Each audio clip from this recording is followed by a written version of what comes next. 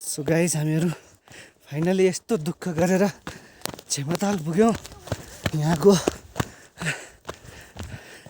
हेर्नुहोस् त यताको पानी, ओहो कस्तो सफा पानी यार, मिनरल वाटर भन्दा कम छैन नि फेरि। बाबा ओहो, उता हाम्रो साथीहरू पुगिसक्नु भएको छ। चक्र सर चाहिँ उता हाम्रो ध्यानमा बस्नु भएको छ साथीहरू, एकदम ध्यानमा लिन हुनुभयो। ओहो हेर्नुहोस् झेमताल कस्तो राम्रो हिमालको फेदमा। बाबा हिमाल भने यस्तो हो कि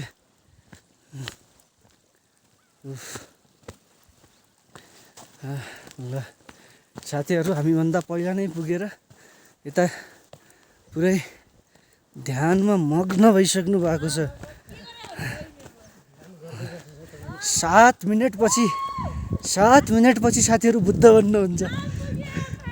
ल अब यी दुईजना साथीहरूलाई बुद्ध बन्न मात्र 7 सेकेन्ड बाँकी छ साथीहरू। हेर्न सक्नुहुन्छ। पहिला ऋषिमुनिहरुको पनि ध्यान यसरी नै भङ्ग हुन्थ्यो के परिहरुलाई देखेर। उर्वशी आउन साथ चक्र सरको ध्यान भङ्ग भएको छ साथीहरू। उर्वशी हैन, उर्वशी सँगसँगै राक्षस पनि आएका छन्, त्यही ध्यान भङ्ग।